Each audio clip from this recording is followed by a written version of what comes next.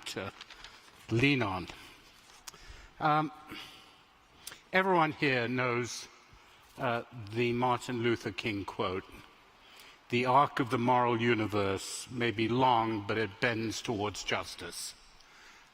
It's one of President Obama's favorite quotes, and he's always using it. The spirit of that quote would remain completely intact if you substituted the word democracy for justice.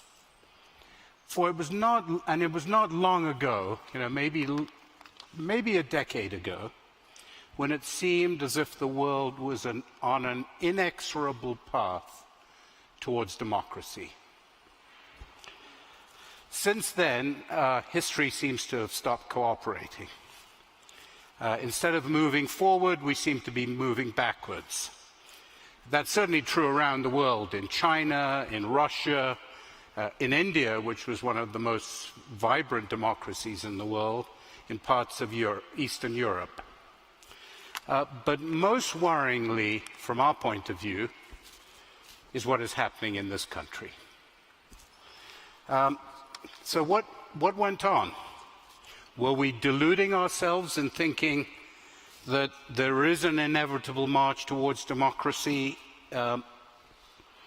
Had we forgotten other episodes of American history, for example, in the late 19th century, when things got reversed?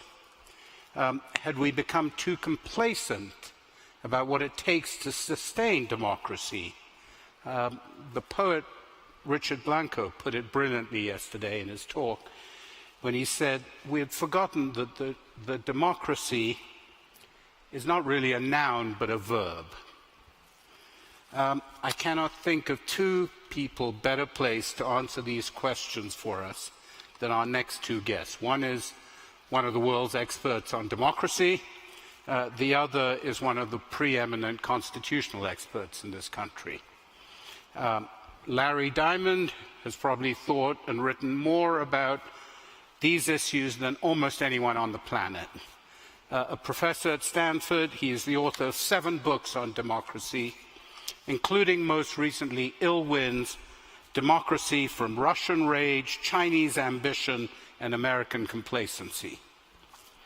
He will be in conversation with Noah Feldman, a professor at Harvard Law School, one of the most incisive and articulate experts on the US Constitution, the author of 9 books, including a forthcoming book, The Broken Constitution, Lincoln, Slavery, and the Refounding of America. Please extend a Sun Valley welcome to the two of them.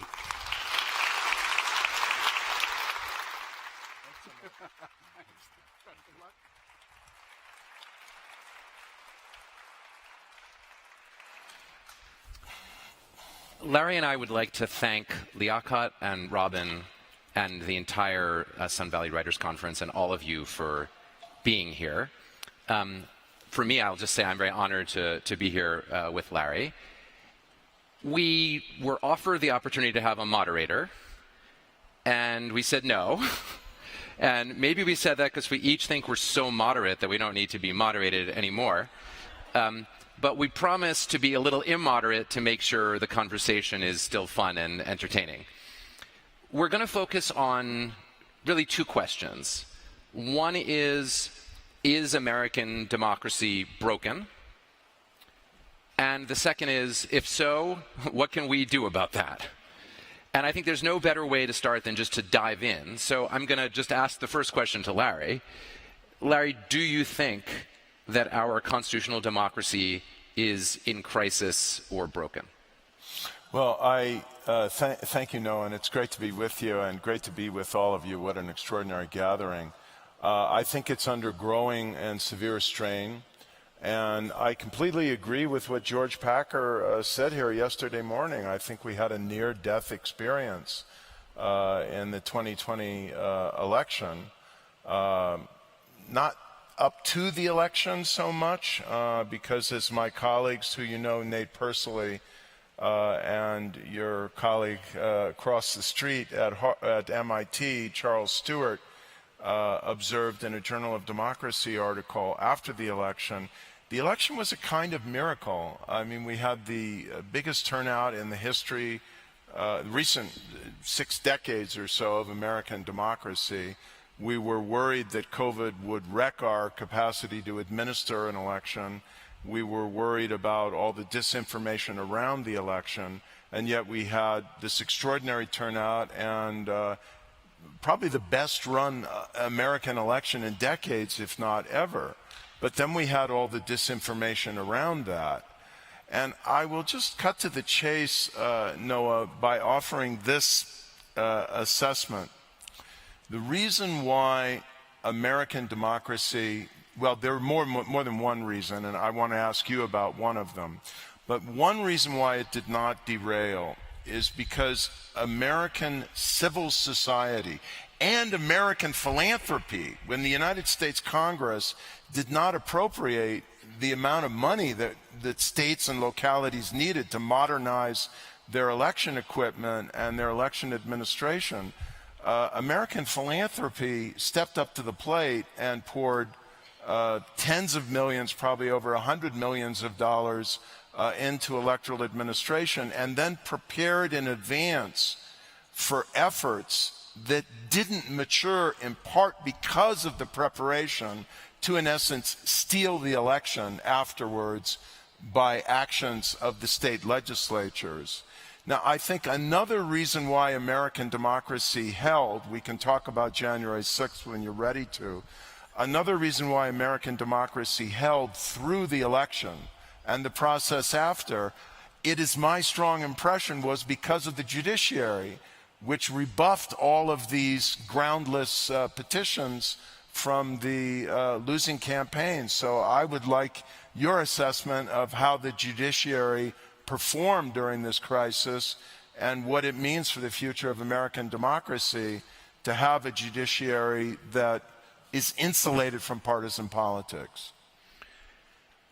I want to say, I guess, something slightly optimistic, and I know that may lead to me being kicked out of the pavilion at this point, but I actually think that, notwithstanding that we really did come very close to a genuine crisis, I actually think the institutions, not just the judiciary, but the others too, were way more robust than we feared, and I actually think that is a sign of some forms of strength. So I don't want to say this to say that the weaknesses that we will talk about that need fixing shouldn't be fixed. They should be fixed. But a lot of things worked. So take the fact that the election apparatus of the civil servants, the ordinary everyday people across 50 states and the district, did such a reliably good job of counting ballots, were seen to do a good job of it, and pretty much universally refused to go along with allegations from the sitting president of the United States that they had stolen the election. I mean, that is crucial. Without that kind of trustworthiness in ordinary people, things would have been way, way worse than they were. I also think that the courts did pretty well in systematically rejecting, both before and after the election, the most extreme claims that were being put before them, again, by the president's lawyers. The courts did not want to return to a Bush v. Gore situation at all, and they didn't want to give credence to apparently Donald Trump's own view that somehow in Bush v. Gore, the Supreme Court had given the election to George W. Bush and would do the same for him. I mean, the courts wanted the view to be, we didn't do it that time. We can argue another day about whether they did or didn't, but we're definitely not doing it now. And then last, there's the sense that even Congress and even congressional Republicans, those among them, who were willing to vote, in my mind, outrageously, to say that the returns were illegitimate, even they, I don't think, genuinely believed, and this is a subjective claim, that they were actually going to overturn the election results. I think they thought they had a freebie. I think they thought they could get away with saying this, pleasing some of their base, and then things would be over. So that's a lot of durability. I just want to begin by saying that's not nothing. So let me pose a question and then a concern. The question is, what does it say about the state of our democracy that over 100 members of Congress would vote to overturn an election that the majority of that 130 or whoever among the Republicans voted to do so. The majority of them didn't really believe, but were going along with for political reasons because of pressure from the Trumpian base. What does that say about our democratic culture? Now let me issue the worry and the warning going forward and ask you to comment on this. What I think a lot of people, obviously people who think of themselves as Democrats with a capital D, but many others, including many Republican friends of mine who think of themselves as Democrats with lowercase d, breathed a sigh of relief when the election was over. We had alternation of government, and we could say to ourselves, even after the trauma of January 6th, the system held. But now we are seeing, in the last 6 months, new assaults on the system in two forms. One is this string of voter suppression bills with the drama that's playing out in the Texas legislature now, responding to a problem of alleged fraudulent voting that doesn't seem to exist. And the very, very minor cases that have come to light, some of them have been Republicans trying to vote their dead parents. And the second and even more disturbing one, Noah, is the effort to hijack the steel frame you were referring to that helped to deliver a free and fair democratic election in 2020, which is all those city and county election counselors and secretaries of state who did their duty and refused to be intimidated and simply delivered a fairly administered and really quite efficient election. A lot of the people who don't trust the electoral process and who think the election was stolen are now saying to themselves, we have to be prepared to steal it back in 2022 or 2024. And so they are targeting those city and county election officials. They are running for Secretary of State, and they're seeking what I would argue is to hijack the most precious and indispensable aspect of any democracy, which is the administrative architecture that conducts a free and fair election. I don't disagree with anything you said, except maybe the metaphor of the steel frame. When I think about what we've got, you asked, what does it say about our constitutional democracy? I think we have a rickety wooden bridge that was built first in 1776, then in 1787. And over the years, we've added some steel struts and we've tried to make it look, a little more modern, but it isn't. And it's pretty weak.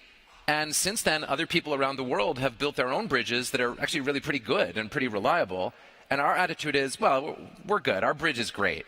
There's no good bridge like the old bridge. And, the bigger and bigger the vehicles become that you bring across this bridge, the scarier and scarier it starts to look. And we all know that if you bring tanks across the bridge, no bridge can survive. Yeah. We know that if there's a military overthrow of a government, no constitutional system, no matter how good, can necessarily withstand it. But we need to really do a lot, in my view, to strengthen our bridge. And maybe that's a good way for us to transition to some of the things that can be done. The hard part is we have to all agree on how we're going to strengthen the bridge.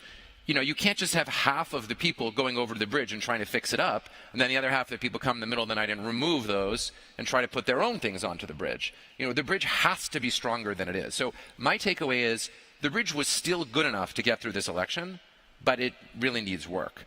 So maybe let me ask you, Larry, since now we're heading into your deep area of expertise, what are the things that we don't have that we should have for our democracy? And especially if some of these are things that everybody else has who has a democracy worthy of the name. Well, let me lay two things on the table, on this table between us. One which we've begun to get into, and one of which will take us into new territory. And I'll preface it by reflecting on what George Packer was saying yesterday about American exceptionalism, and that American exceptionalism is now over. It's actually not, in one sense, that you are particularly well suited to appreciate. which is, and you have already referred to, that the American constitutional system, as the constitutional system of the first democracy in the world, on a large scale of a nation state, obviously is very exceptional. It's exceptionally decentralized. That's what you were referring to about electoral administration down to the levels of state and county and local authority. And it's, riddled with all these very elaborate, you called in our earlier discussion, counter-majoritarian mechanisms. So I think we need to look around a little bit at the world and what other democracies have been doing to ensure better functioning democracy. Now, we're not going to get what most democracies have, which is an authoritative, national, independent civil service electoral commission, which would really depoliticize this. But just as one example of what I would like to see, why should the people who administer elections in the United States be partisan elected officials? That is, secretaries of state who themselves are running for office. This is not a comment on Brian Kemp's party in Georgia, the governor of Georgia. He is a Republican. But we shouldn't ever have an instance where the person who is running for governor is the incumbent administering the election that he is trying to win for higher office. And of course, we have that. So I think we need reform of our systems of electoral administration as much as possible to depoliticize them. But after we talk about, you share your thoughts on that, I'd like to get to the subject of how we lower the partisan temperature in our politics more generally, and what we can do to depolarize our politics. Because if we don't draw some of that intense anxiety, emotion, and distrust, and unwillingness to listen to the other side, and inability to compromise out of our current political climate, I think we are doomed to this kind of existential aura around our elections. Those are both really powerful and profound points. And to try to address them, let me just say a word about what I think is the point of having a constitution at all. Right? So Larry is one of the world's leading experts, maybe the world's leading expert on democracy. I do constitutions, so this is partly about what the relationship is between what Larry spends his time doing and what I spend my time doing. So, over in my side of the fence, we like to call it a constitutional democracy. We know that it's a democracy. You get the noun, but we get the adjective. And the idea is, the core idea of all constitutions is that it's not just the case that the majority wins. Right? So if you, look for a Webster's style definition of democracy or an ancient Greek definition of democracy, it's the rule of the demos, right? It's the rule of the people, of the populace. And the reason you need an adjective is that in a constitutional democracy, it just doesn't automatically follow that the people win. Why? Because there are constraints and limitations that are put on those people, and you put those constraints in the Constitution, and by definition, they are counter-majoritarian. That is, they mean that the result in every case won't be that the majority always wins. Sometimes when people are mad at counter-majoritarian constraints, they call them anti-democratic. And it's a philosophical debate about whether they're anti-democratic or not. We don't need to have that here. But my point is that they're against majoritarianism. And so we have some of those in our Constitution, right? So what are the most basic ones? Well, we have a Bill of Rights that says that even if the majority wants to do things, it can't. Right? That's the point of a Bill of Rights. It's a list of things the majority can't do. And then we have these institutions that are designed to enforce that, like the Supreme Court, most famously. But also we have a non-majoritarian Senate, right, where every state gets 2 senators. And that's not an accident. That was built into the Constitution by the small states who staged a walkout at the Constitutional Convention in 1787, insisting that they get this over the protests of the big states who said this is outrageous and it's anti-democratic. And the small states were like, yep, it's anti-democratic, or we're going to walk out if you don't agree to it. And then last, the Electoral College, which I'm sure we'll come to also. So we have these features in the Constitution that are not majoritarian at all. Now, how does that connect to this issue that the big issues you're putting on the table? Well, I think it connects this way. In the history of the world, no one has ever supported a democracy if he or she believed that going forward, his side would always lose. Right? If you're a small minority and people like you are, say, 20% of the country, you're not going to support democracy because you're always going to lose. So why would you like that? You want any other system but that one. You support democracy if you're in the minority because you believe that you will be protected by things like a Bill of Rights, and because you believe that sometimes you can win by building a coalition with other people. And it seems to me that where we are right now is in a place in the country where on both sides, people are pretty worried that the counter-majoritarianism is either not going to work or is working too well. And I know I'm going on for a long time. Let me just finish this thought. On the side of people, especially white middle-class Republicans, who look at changing demographics in the country and worry that those demographics are going to lead to a permanent Democratic majority, which neither of us, I think, believes that they will, but necessarily. But if you imagine that you believe that, then you look at our system and you say, I'm not sure this democracy thing is going to be so great, and you might be open to the idea of stealing an election on behalf of, what George Packer called yesterday the real America. And on the other side, if you're a member of a growing demographic majority and you're a Democrat and you think that the counter-majoritarianism, like the Electoral College, is making it too hard for you to get your candidate elected president because, for example, since I was 18, the Republican Party has won the popular majority once, and I'm 51. So if you're worried about that, you start thinking maybe there's too much protection of counter-majoritarian type. Maybe we should think about changing our system. And if you push that too fast, you're going to alienate the people on the other side. So that, to me, describes the crisis that we have now. Each side getting more and more worried that constitutional democracy is not going to work. And I think it's connected in complicated ways to polarization. So I apologize, Larry, for going on for so long. No. Equal time and I want to more. come to polarization, but I want to first make the point that when I think about political reform, democratic reform in the United States, I really try very hard, sometimes against the wishes of my political science colleagues, who are not always so practical, to avoid thinking about how to amend the Constitution, because I don't think it's going to happen.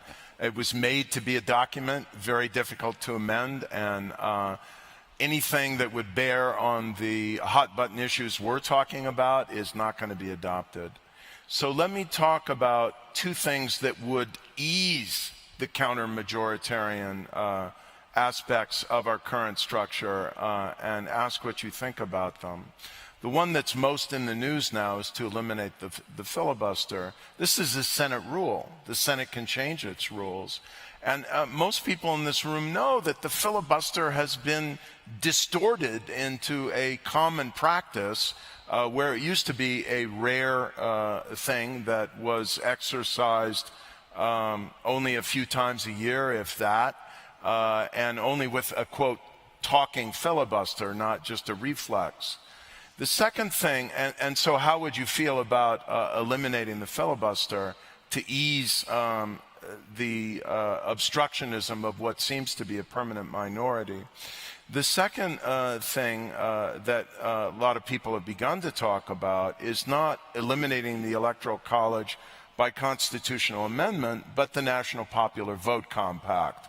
Right now, states accounting for, I don't know, something like 190 or more electoral votes of the 270 that are needed have passed a law, as you know, saying, I think most people know, that when the number of states that have passed this law equals a majority of the Electoral College, we will instruct our electors, whoever they are who are elected, to vote for the winner of the national popular vote and not whoever might have won the popular vote in our state.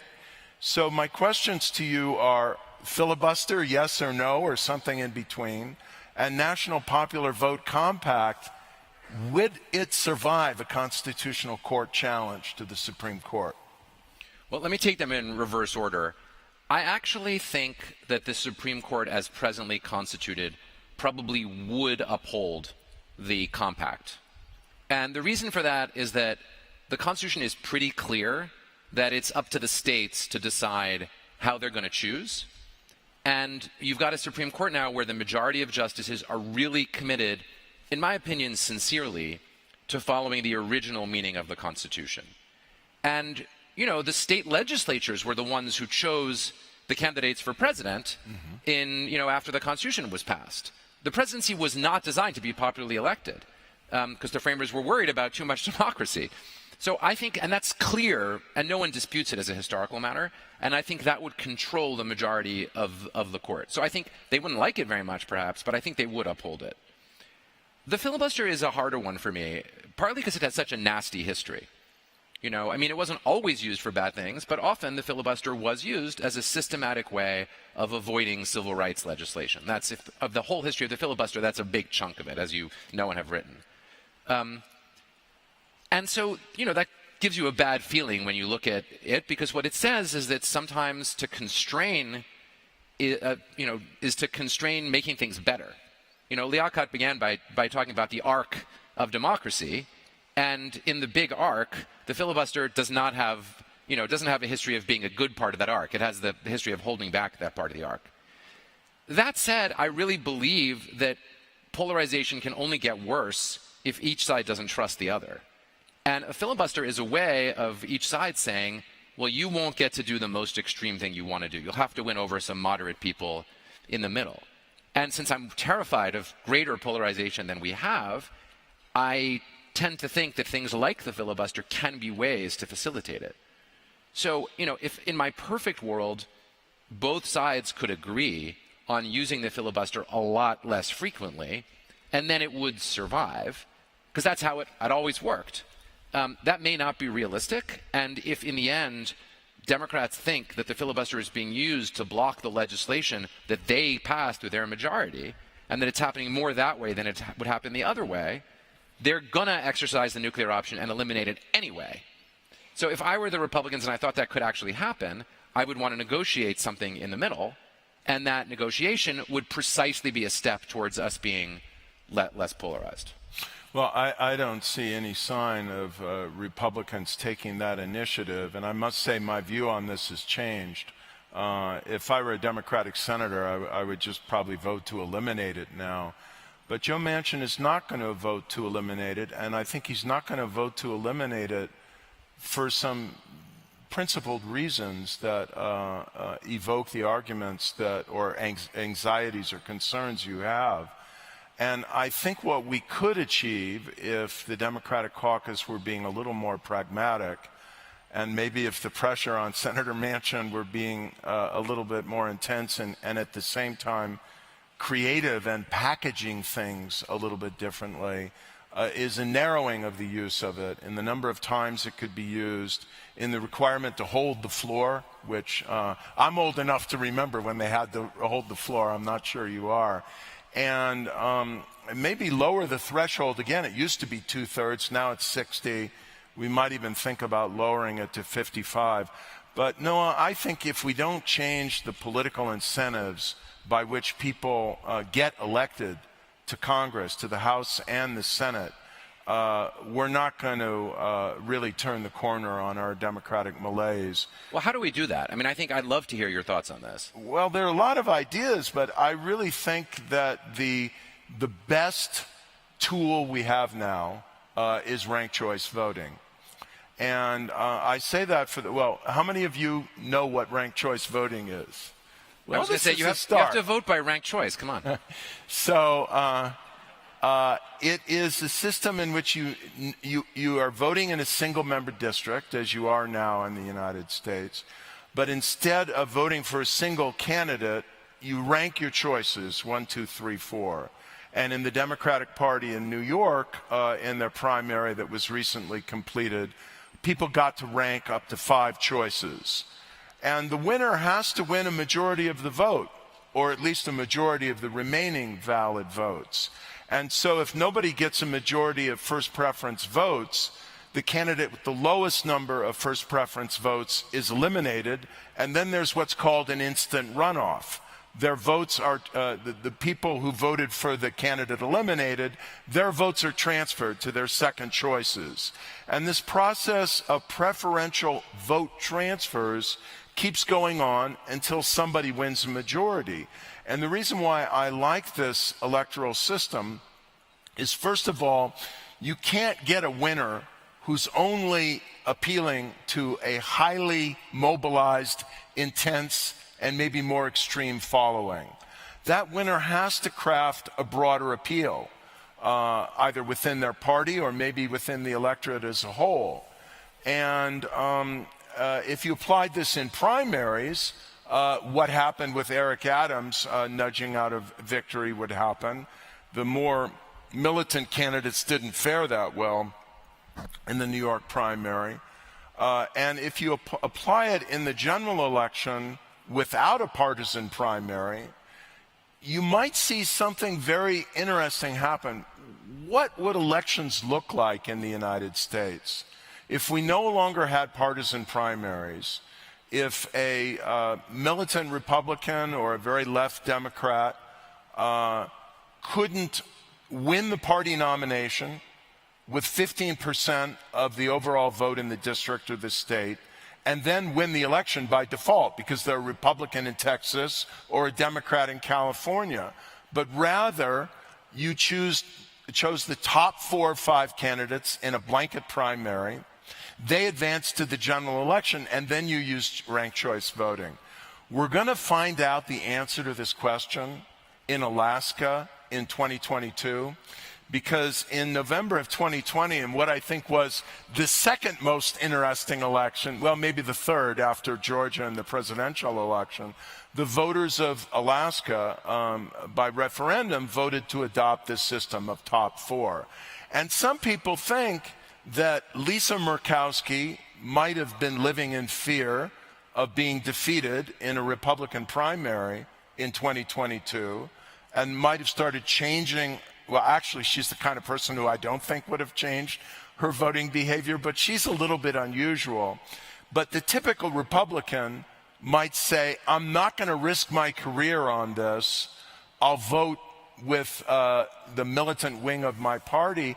And now they're emboldened in a different way because they can see a different path to election. So what do you think about that?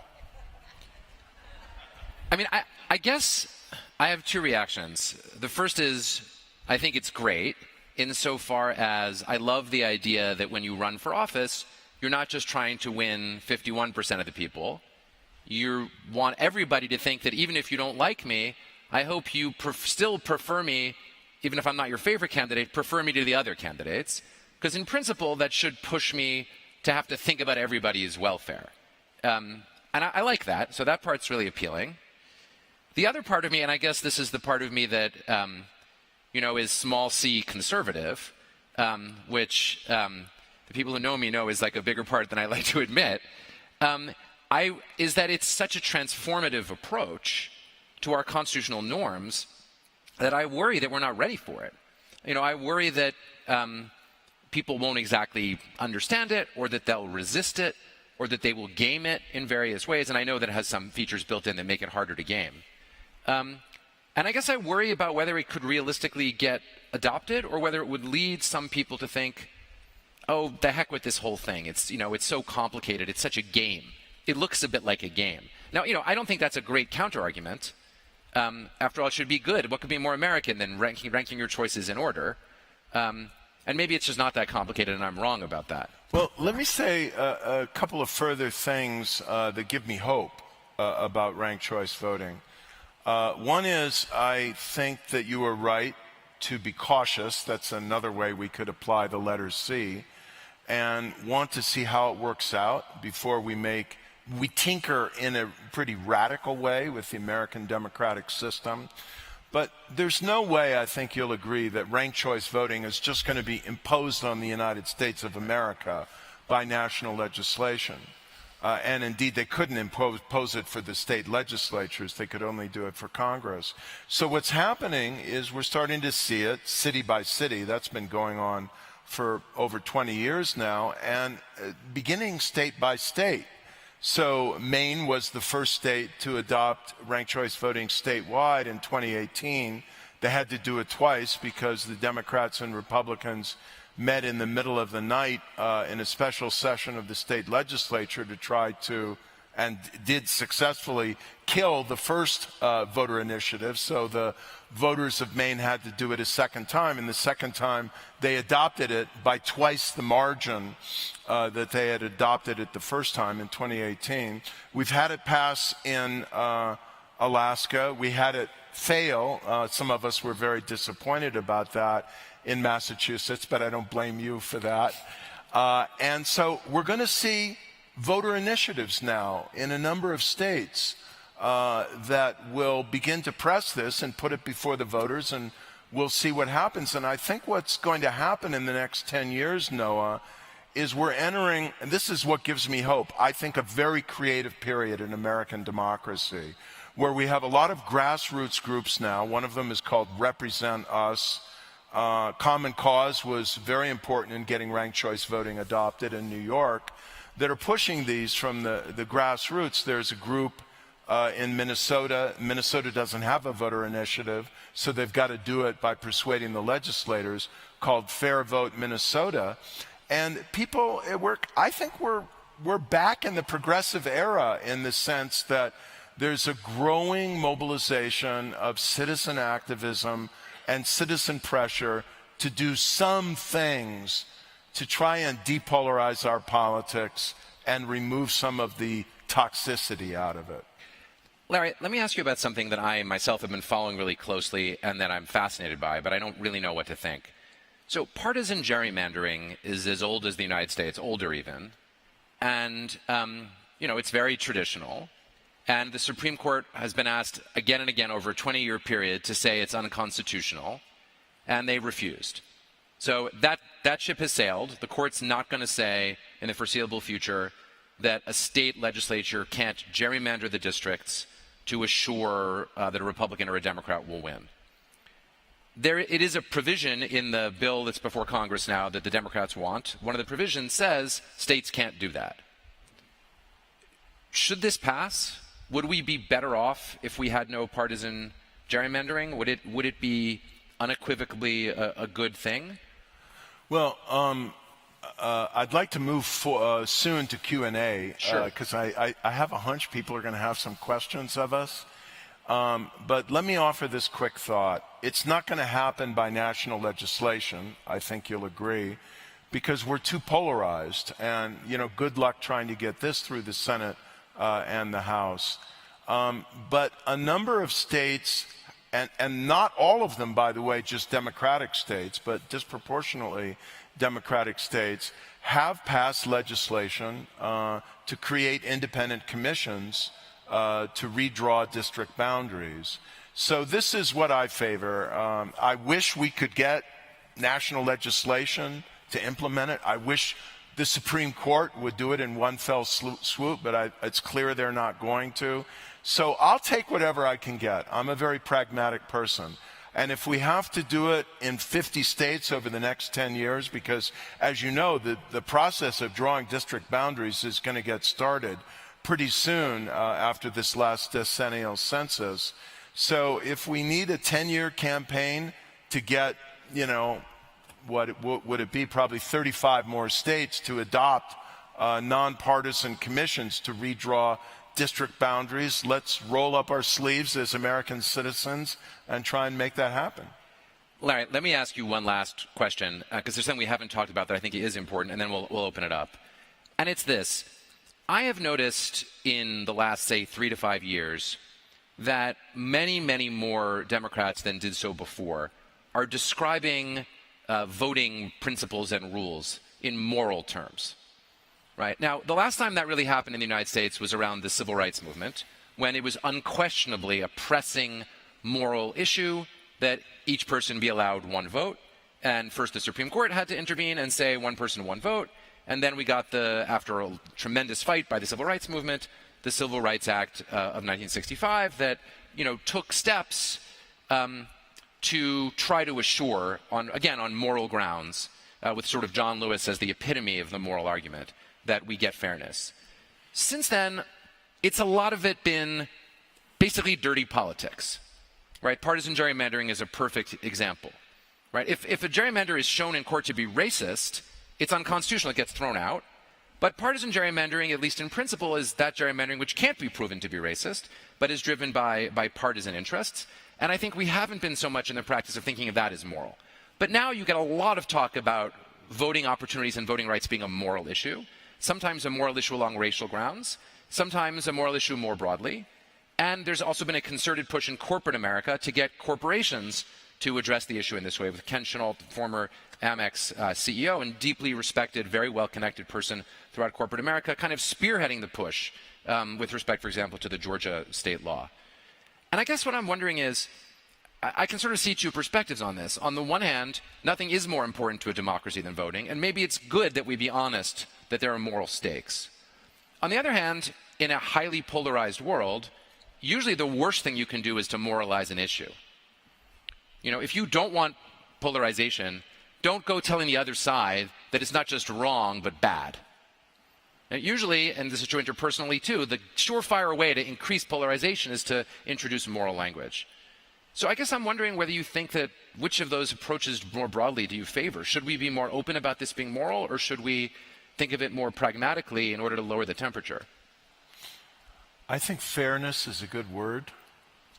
And I think you can raise the concept of fairness without calling people who are pressing a different perspective evil.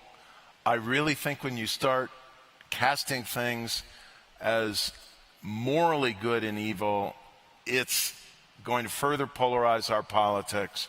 And for those people who consider themselves partisan Democrats and are thinking about this in terms of how they defend their interests, it's really not smart, because if you don't win over some of the people who have in one election or another over time voted for Donald Trump or somebody like him, you're not going to have a sustainable argument. But let me say, Noah, personally what I think, that I think it is a moral cause to ensure that no one is disadvantaged in being able to register and vote because of their race or ethnicity. And I personally think it is unambiguous that some of the laws that are being proposed now are being proposed with the full knowledge that it is going to disproportionately affect Democratic voters. Maybe not because they want to stop blacks from voting, they just want to stop Democrats from voting. But that's wrong, and it's unfair. The other moral issue is democracy itself. And this comes back to what I asked George in the session yesterday morning about civic education. I think what he said about civic patriotism, we sometimes call it civic nationalism, is very, very important. We have to engender in this country a sense of common purpose rekindled around basic democratic principles. Well, I think we're ready to go to the audience. I know John said he would come and do it, so John, take it away.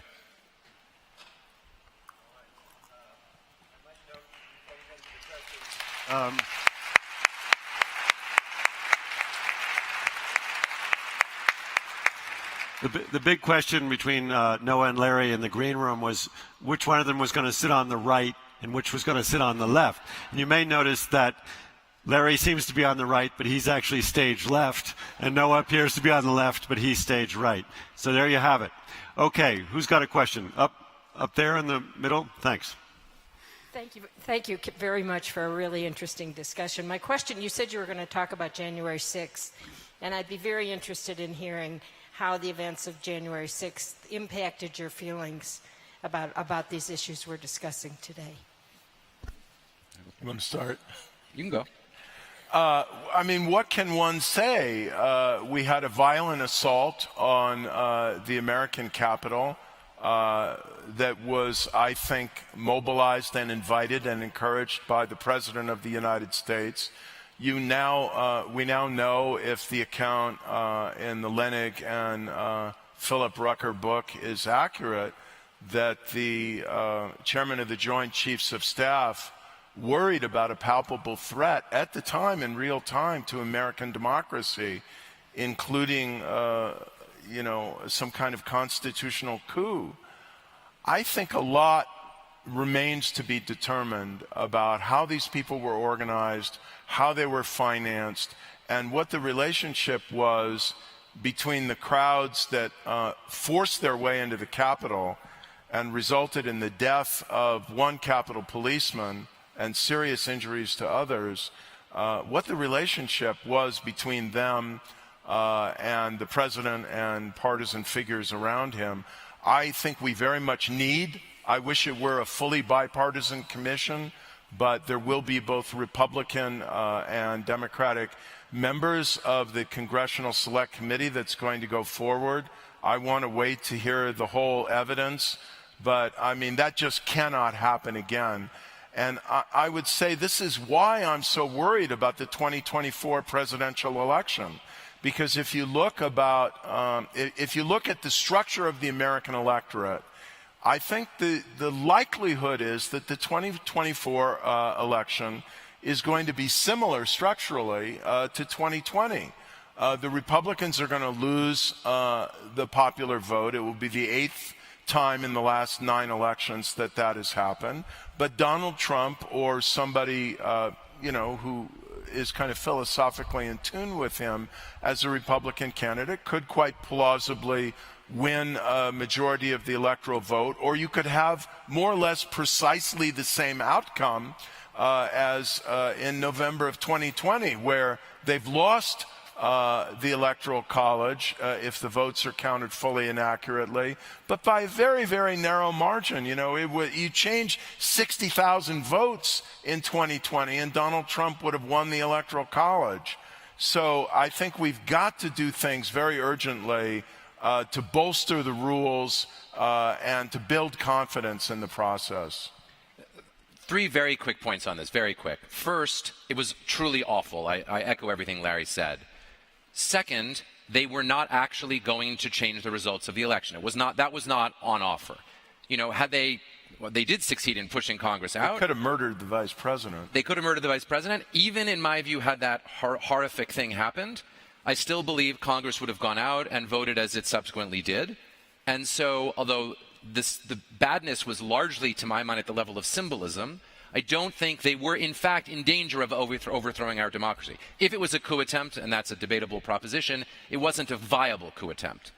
Last, and this is something where I am very upset, in the immediate aftermath, I hoped that both parties would come together and say, this was awful, it was unspeakable, it was peripheral, and so we're going to just agree to say it was a bunch of crazies, and we'll all agree that this is what should never happen in America. And that might not have been completely true, but it would have been a good move because it would have created a bipartisan consensus against this kind of violence.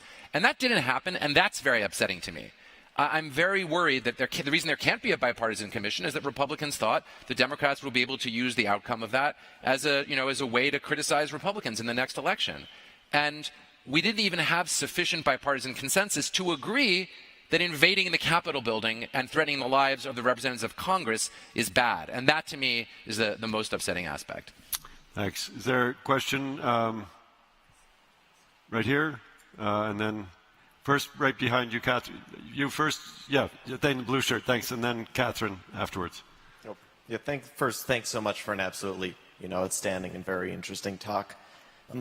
Are you concerned at all that an increase in the complexity of our voting systems through, ranked choice voting or other means will result in a decrease in democratic participation? And secondly, what can we do to protect and increase informed democratic participation, especially among youth, but also generally? You're asking if there's an increase in ranked choice voting, will there be a decrease in? Yeah, so, all the evidence is showing from the municipal applications of ranked choice voting, including in New York recently, that it's not that complicated. You've got to educate voters, but once they get exposed to it, they like it. It gives them more choice. And over time, I didn't get the chance to say this, but over time, I think it's going to enable independents to get elected to office. I think that we'll start seeing serious members of the Green Party and Libertarian Party competing, and people will be able to vote for these with their first preference because they're not wasting their vote.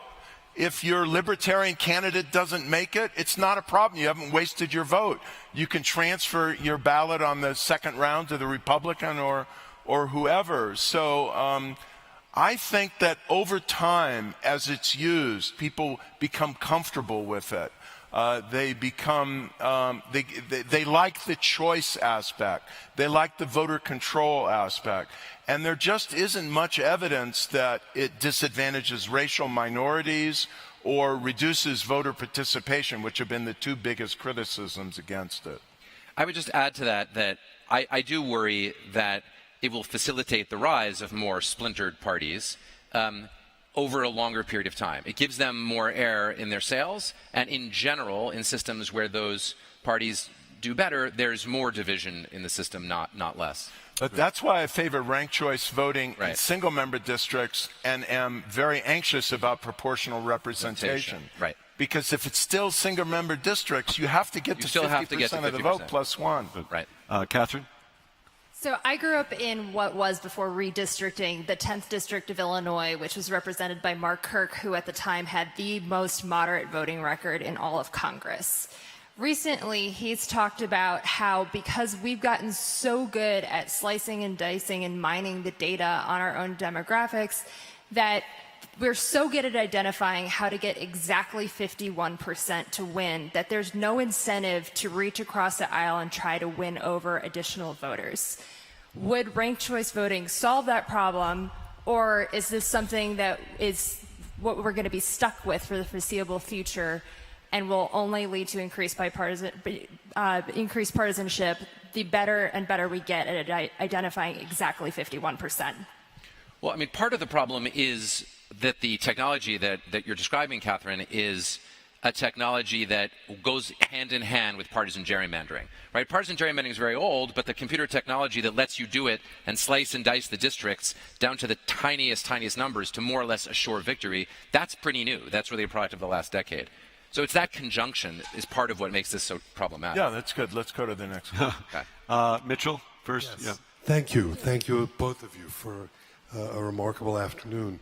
But Noah, something you said earlier provoked in me what I think is the biggest fear I have about some of these new laws that are being passed. When you said earlier that the Supreme Court, you felt, would uphold the state laws dealing with what Larry was talking about. The National Popular Vote. The National Popular Vote thing made me start thinking about some of these new laws which are saying that the state legislatures can overturn the election, the electoral victory, and appoint electors to the college, the electoral college, that are in opposition to the vote. And if that were to happen, don't you think that would be just ultimately the greatest disaster we could face at that point? Yes, it would be, but, you know, what's sauce for the goose is sauce for the gander here. I mean, the Supreme Court, in my view, would be most likely, might be close, to uphold those laws as well. So we can't fall back on, I mean, this is, I think, consistent with what you're saying, Mitchell. I mean, I don't think we can fall back on the Supreme Court. This goes to the broader question of the court in all of this. It's lovely to say, you know, don't worry, we may be very problematic as a country, but we have these justices and they will save us. They're not going to save us. And if a state legislature has the chutzpah, to use a technical term in election law, to appear and say, we have the right under state law to ignore the democratic election, the Supreme Court's not going to stop that from happening. That's right. It should be the people at that point who say, whoa, you know, we're not living in 1787 anymore. This is totally unacceptable. And if the people don't, I mean, just to say something old-fashioned, if the people lack the political virtue to say that their votes should matter, you know, we're doomed. You know, democracy does rest on some core commitment to the idea that the people should be able to vote. And if the people say, well, we don't care, we're doomed. But I need to make two more points. One, and this is goes back to my general point about aspects of the American Constitution that I think are exceptionally bad. And one of them is the provision that gives states the ability, as you well know, Noah, to define how they want to choose their electors. And it was only some decades later, you can tell us when, that they started routinely having the national popular vote determine who their electors would be. Originally, they just chose the electors. And so if Arizona were to decide tomorrow that the vote in Arizona in 2024 is going to be purely advisory, and the state legislature will use its judgment to elect the electors for Arizona to the Electoral College, there's nothing the court could do about that. It's in the Constitution. Now, I might wind up closing with this, but I need to make this point. A coalition of people who cared about democracy in the United States in 2020 envisioned the possibility that certain state legislatures would quite literally reverse the outcome of the election and steal it. And they spent 6 to 9 months preparing to prevent that. Working with Republican state legislatures in states like Pennsylvania, and working with American corporations. And one of the reasons why we did not have a failure of American democracy in 2020 is because the business community in the United States very quietly sent signals to some key policymakers in state legislatures that this would be catastrophic for the country and catastrophic for them and their party. And I just want to close by saying democracy is on the line in the United States. I think we can't take anything for granted. And we need American business, American labor, American civil society, and Americans to stand up and defend the process wherever it leads. Bravo. You have one more point? No. Noah has one more point.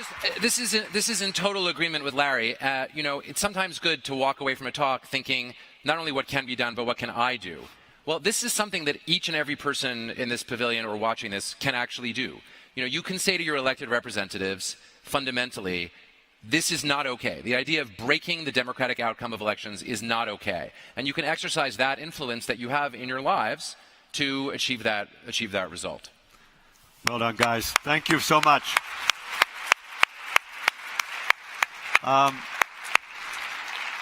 Larry and Noah will be signing books up at the Big Tent right now, and we'll see you back here in 15 minutes for our concluding